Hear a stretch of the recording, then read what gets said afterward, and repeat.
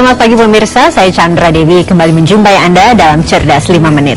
Topik kita pagi ini menarik sekali, pastinya sangat dinanti oleh Anda, yaitu berapa besar perlindungan yang kita butuhkan. Di studio Metro Manulife saya telah ditemani oleh Bapak Muhammad Irsan, Head of Training and Development dari PT Asuransi Jiwa Manulife Indonesia. Selamat pagi Pak Irsan. Pagi Chandra. Pak Irsan, ini biasanya saat kita akan membeli asuransi, pasti kita harus menghitung dulu ini kiranya berapa besar sih perlindungan yang saya butuhkan dalam membeli asuransi jiwa ya. Sebetulnya rata-rata ini Pak, berapa besar sih perlindungan yang tiap orang butuhkan? Saya sebelum masuk ke berapa besar, lebih bagus saya ceritakan konsepnya bahwa asuransi jiwa itu berfungsi untuk menggantikan nilai ekonomis dari seseorang. Jadi berapa nilai ekonomis dari orang tersebut, itulah yang seharusnya diproteksi. Ada yang katakan 10 kali dari penghasilan, 15 kali dan sebagainya. Tetapi perhitungan yang paling benar adalah berapa besar nilai orang tersebut secara ekonomis, baik terhadap keluarga dia ataupun terhadap lingkungan, itu yang diproteksi oleh asuransi. Berapa besar nilai dia itu jadi berarti tergantung juga dengan berapa jumlah anggota keluarga yang dia miliki atau bagaimana ini? Lebih secara ekonomis. Jadi contoh begini, paling gampang adalah contoh seorang kepala keluarga, setiap bulan dia mempunyai income misalnya 10 juta. 10 juta ini selalu digunakan untuk memenuhi kebutuhan keluarga, bahkan juga dia di dalam aktivitas sosial. Nah, yang seharusnya diproteksi oleh perusahaan asuransi jiwa adalah nilai 10 juta ini. Apabila Bapak tadi terjadi sesuatu yang mengakibatkan sampai meninggal dunia, 10 jutanya tetap bisa diperoleh setiap bulannya. Dari mana asalnya?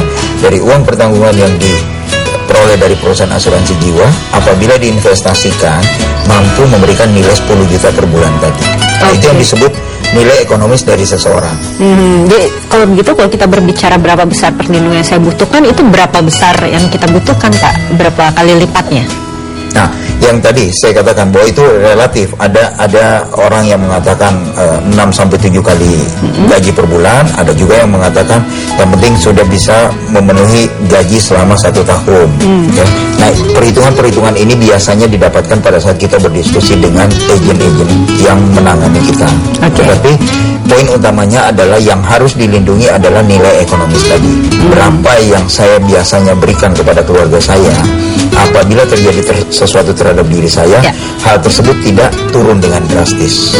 Itu fungsi utama dari asuransi. Nah, tapi terkadang ini Pak Irsan ya, ada keinginan untuk memiliki asuransi, tapi ada juga ketakutan tidak mampu membayar preminya untuk mencukupi kehidupan keluarganya. Bagaimana pendapat dari Pak Irsan? Ini hal lain lagi, benar. Ada orang yang melihat, wah kalau dihitung secara ekonomis nilai saya terlalu gede, harus sampai sekian miliar. Nah, di dalam memproteksi diri kita ataupun keluarga kita, ibaratnya kita membangun sebuah jembatan, tidak sekaligus dapat terrealisasi dalam 1 hari. Jadi kita bangun, pada saat ini kemampuan saya adalah sampai sebegini. Kemudian nanti tahun depan ada yang namanya kenaikan gaji, ada rezeki lain dan sebagainya, kita tambahkan lagi. Kemudian kita tambahkan lagi, sampai nanti jembatan itu menjadi satu sarana yang bisa kita nikmati gitu, jadi lengkap jadinya. Jadi memang premi asuransinya pun bisa ditambah ya Pak ya, dari tahun ke tahun. Nah, kiranya ada tidak sih premi murah tapi bisa mencukupi pertanggungan yang kita butuhkan? Ada tidak sih? Ada program asuransi bermacam-macam. Yang paling murah atau yang biasa kita sebutkan produk asuransi dasar adalah yang disebut Term Life. Term Life itu adalah program asuransi yang memberikan proteksi hanya apabila tertanggungnya meninggal dunia, baru proteksi itu dibayarkan. Ada asuransi program lain yang disebut misalnya LAR ataupun Endowment. Ini bahasa asuransi ya.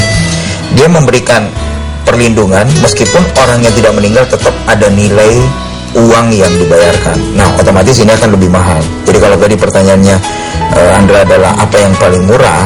Yang paling murah adalah produk term. Bayar kalau sampai akhir kontrak ternyata masih juga hidup ya, syukur. Tapi dari sisi nilai kembali tidak ada. Cuma di tengah perjalanan terjadi sesuatu yang mengakibatkan meninggal dunia, ahli waris akan terima uang pertanggungan. Terima kasih Pak Irsan atas waktunya. Dan pemirsa, demikianlah Cerdas 5 Menit, Cerdas Finansial untuk episode kali ini. Saya Chandra Dewi, terima kasih atas perhatiannya. Sampai jumpa. Dipersembahkan oleh